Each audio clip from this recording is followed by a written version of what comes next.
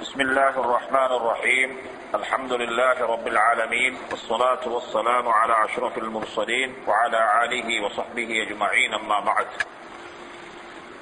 فقد قال الله تبارك وتعالى بعد أعوذ بالله من الشيطان الرجيم بسم الله الرحمن الرحيم وما آتاكم الرسول فخذوه وما نهاكم عنه فانتهوا صدق الله العلي العظيم. கண்ணியமான சங்கையான சகோதரர்களே, நேற்றைய பாடத்தில் ஒரு ப்ரொபோசல் வந்ததிலிருந்து கிட்டத்தட்ட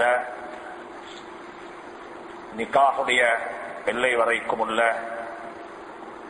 சில விஷயங்களை நாங்கள் பார்த்தோம்.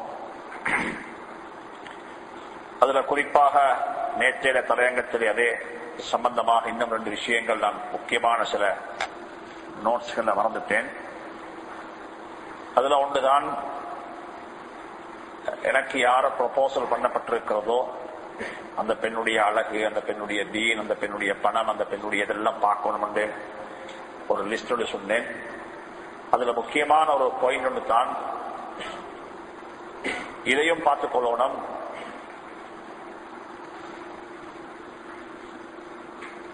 என்னுடைய பரம்பரையை பராமரிக்கக்கூடிய ஆற்றல் பெற்ற பெண்ணாக அந்த பெண் இருக்கிறாளா?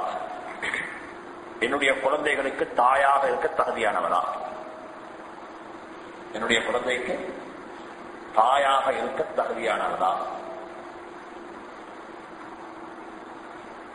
இதே போல அந்த பெண் பார்க்கணும், எனக்கு யார பேசப்பட்டிருக்கிறதோ அவர் என்னுடைய குழந்தைகளுக்கு தந்தையாக இருக்க தகுதியானவனா?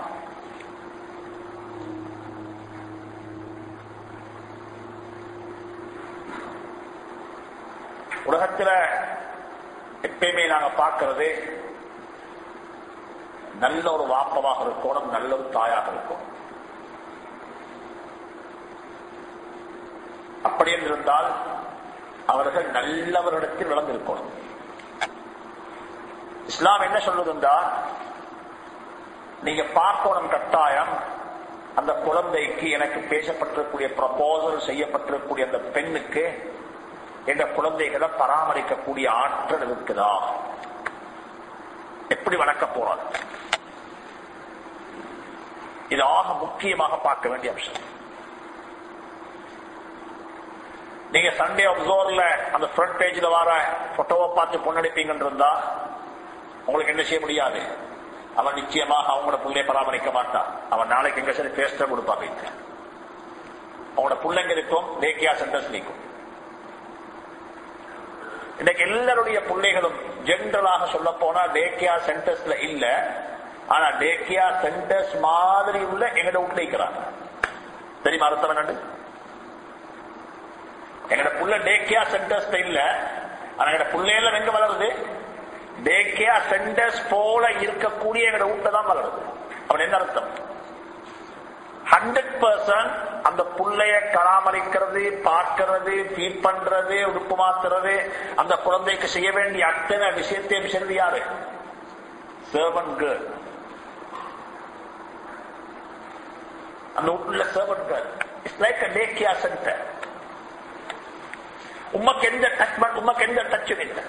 அந்த புள்ள அந்த புள்ளைய பழக்கிக்குது, ட்ரைனிங் கொடுத்திக்குது. உனக்கு என்ன தேவையோ சர்வன்ட்ட கேளு. அது அக்காவாக இருக்கோ மேலும், அது அம்மாவாக இருக்கோ மேலும், அது என்ன வேறொரு பேராக இருக்கோ மேலும். இது எப்ப நடக்குமோ இதே நடக்க 2 காரணம் இருக்குது. ஒரு காரணம் சோம்பேறித்தனம். என்ன சொல்றது இங்கிலீஷ்? சோம்பேறித்தனம், லேசினஸ், சோம்பேறித்தனம் பார்க்கலாம். 2வது காரணம் பணத்திமிர், பணத்தினுடைய திமிர். இது 2 எப்ப வருமோ அன்றைக்கு என்ன செய்ய மாட்டாது. எங்க வீட்டுள்ள வளர்ற புள்ள எங்களை கையில விட்டு போய்க்கணும். இது மிடில் ஈஸ்ட்ல, அரபு நாட்டு நடந்து முடிஞ்சு.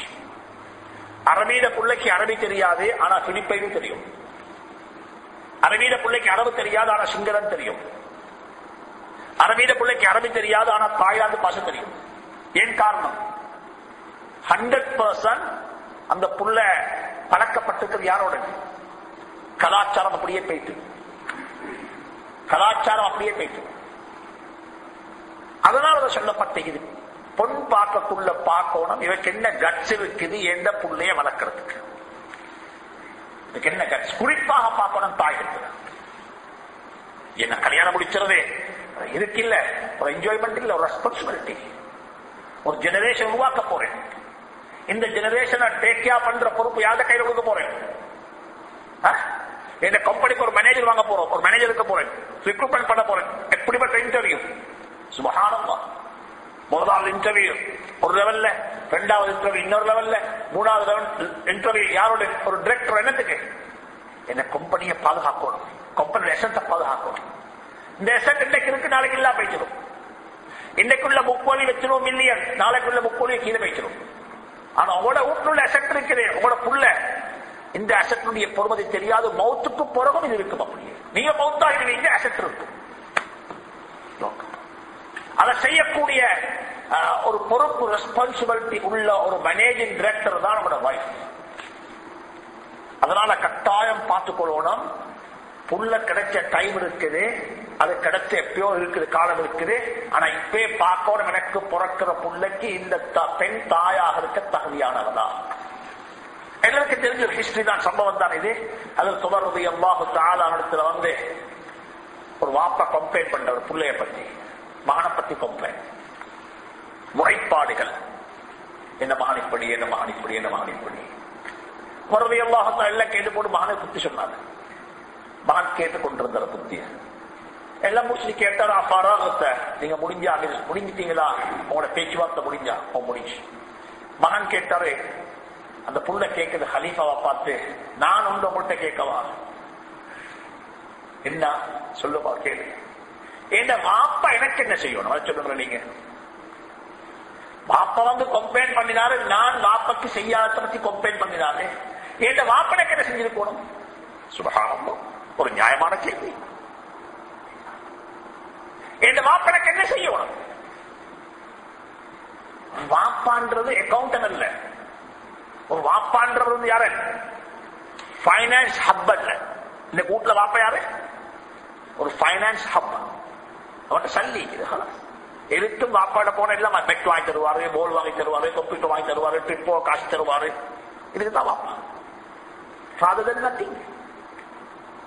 No any kind of relationship. எந்த ரிலேஷன்ஷிப்பும் இல்லை. Only giving the money. I will pay. I will take care of you. இந்த புள்ள கேட்குது உமரை பார்த்து, உமரை நீங்க சொல்லுங்க பார்ப்போம், என் வாப்பனுக்கு என்ன செய்யணும்? உமர் ரலியல்லாஹு தஆலா தன்னை தலையை கையை தூக்கி தலையை வச்சு கொண்டான். இதுக்கு என்ன பதில் சொல்றது? சொன்னாங்க, முதலாவது சொன்னாங்க பதில், உன்னை வாப்ப உனக்கு செய்ய வேண்டிய முதலாவது ரைட் தெரியுமா? உனக்கென்று சொல்லி நல்ல ஒரு உம்மவை அவர் நிக்காக செஞ்சிருக்கணும். யாருக்கென்று சொல்லி? உனக்கென்று சொல்லி நல்ல ஒரு உம்மாவை அவர் புறக்கி இருக்கணும். என்ன கருத்து அப்படின்னா, ப்ரொபோசல் வந்த நேரத்தில் பாக்கிக்கணும், இவ ஏண்ட பிள்ளைக்கு உம்மாவாக இருக்க தகுதியானவளா, ஏண்ட உம்மா ஏண்ட பிள்ளைகள் டேக்கியா பண்ணுவாவா? இது ப்ரொபோசல் தான் பார்க்கணும். இது எப்ப பார்க்கறதுல லேபர் ரூம்ல வச்சு திங்க் பண்ற விஷயம் அல்ல. இது மனைவியை கொண்டு லேபர் ரூம்ல அட்மிட் பண்ணி போய் யோசிக்கிற புள்ளைய பார்த்துக் கொள்வாவா? அந்த பேசவே இல்லை. இது அப்ப யோசிப்போம். உலகத்தில் வாழ்றதுக்குத்தான் ஒரு ஜெனரேஷன் உருவாக்கி மொத்தமாக போறோம் இன்ஷா அல்லாஹ். இது முதலாவது விஷயம். அந்த மிச்ச விஷயம் பேசிக்கிறது போதும் போதும் உங்களுக்கு. இரண்டாவது, இது இந்த பாயிண்ட்ஸை நான் மறந்துட்டேன். கணவன் எப்படி இருக்கணும்? இந்த மகளுக்கு ஒரு ப்ரொபோசல் வந்து இருக்குது, ஒரு மாப்பிள்ளை, அவர் எப்படி இருக்கணும் சொல்லுவோம்?